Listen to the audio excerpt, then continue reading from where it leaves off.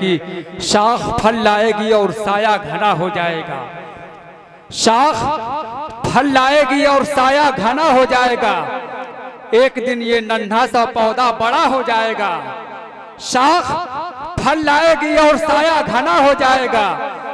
ایک دن یہ ننھا سا پودا بڑا ہو جائے گا اور دلکش ہوں گے تب اس شہر کے نقش و نگار.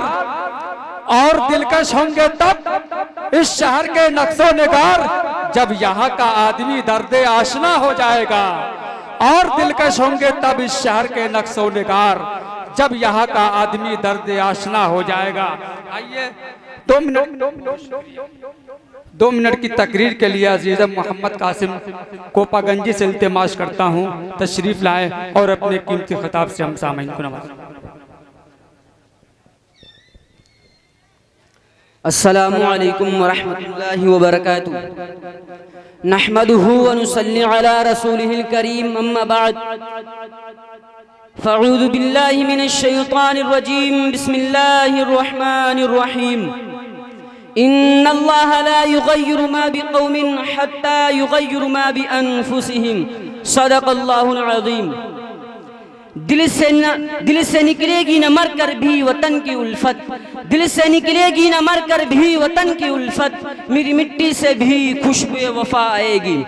محترم حضرات، آج کے اس پر رونق بزم میں میرا موضوع سخن 26 جنوری یوم جمہوریہ ہے. آج کے روز آپ ہندوستان کے جس کونے اور جس گلی میں چلے جائیں، خواہ شہر ہو یا دیہات، گاؤں ہو یا قصبہ، ہر جگہ اور ہر سمت 26 جنوری یوم جمہوریت کے خصوصیات کے نغمے سنائی دیں گے. کہیں سے شہیدان وطن کی داد و تحسین کی آوازیں آئیں گی تو کسی سمت سے جمہوریت کے فوائد و قواعد اور مدہوش کر دینے والے پرتن نغموں کی گنگنار سنائی دے گی. اب آپ کے دل میں یہ سوال پیدا ہوتا ہوگا اور یہ خیال گردش کر رہا ہوگا، آخر جمہوریت کس چیز کا نام ہے اور یوم جمہوریہ کیا ہے اور یوم جمہوریہ کا جشن آج ہی کے دن یعنی 26 جنوری کو کیوں مناتے ہیں؟ محترم حضرات، میں آپ سب کے سامنے انہی سوالاتوں کے جوابات، انہی خیالات کو دفاع کرنے کے لیے اسٹیج پر براجمان ہوا ہوں.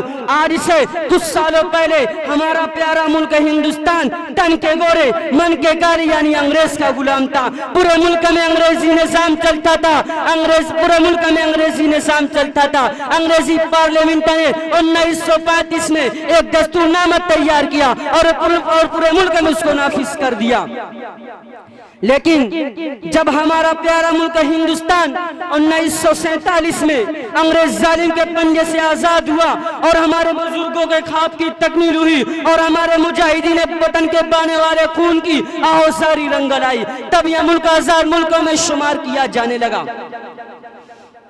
26 جنوری 1950 کو اس دستور کا نفاذ کرتے ہوئے یہ اعلان کر دیا گیا کہ یہ ملک آزاد ملک ہے. اب ملک میں یہ دستور چلے گا. اس ملک کے ہر باشندوں کو اس دستور کی پابندی کرنی ہوگی. اس دستور کے تحت یہ ملک جمہوری ملک ہے. جمہوری ہونے کا مطلب یہ ہے کہ اس ملک کے ہر شہری ہر باشندے کو بنیادی حقوق دیے گئے ہیں. ہر شخص کو اپنے مذہب اور رسم و رواج کے مطابق زندگی گزارنے کی مکمل آزادی ہے. اس ملک میں رہنے اور کھانے پینے کی مکمل آزادی ہے.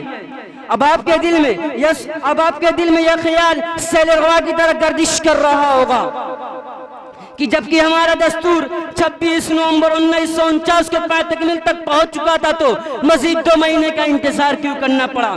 تو اس کو سمجھنے کے لیے ہمیں 1930 تک واپس جانا پڑے گا. دراصل 26 جنوری 1930 تک کانگریس پارٹی نے آزادی کا ایک بل بنا کر گورنمنٹ آف انڈیا کے سامنے پیش کیا اور آزادی کا اعلان کر دیا.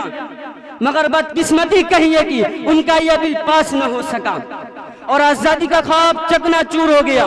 میں کلام کو مختصر کرتے ہوئے ایک خاص بات کی طرف توجہ دلا کر اپنی جگہ لینے کی کوشش کرتا ہوں. وہ خاص بات یہ ہے کہ جمہوریت کے ہمارے 4 ستونوں پر قائم ہے. نمبر 1 مقننہ یعنی پارلیمنٹ، نمبر 2 انتظامی یعنی گورنمنٹ، نمبر 3 عدلیہ یعنی سپریم کورٹ، نمبر 4 ذرائع ابلاغ یعنی میڈیا.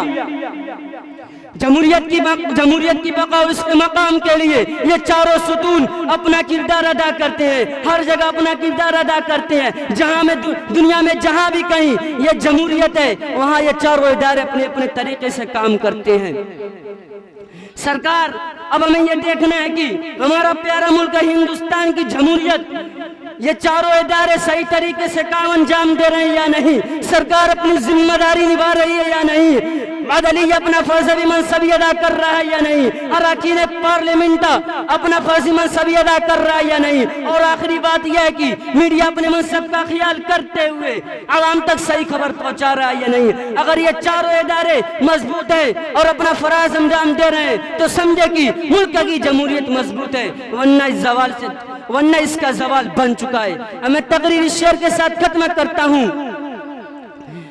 یونان، مصر، روما سب مٹ گئے جہاں سے، اب تک مگر ہے باقی نام و نساں ہمارا۔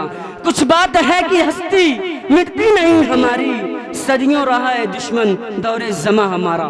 وآخر دعوانا الحمدللہ رب العالمین۔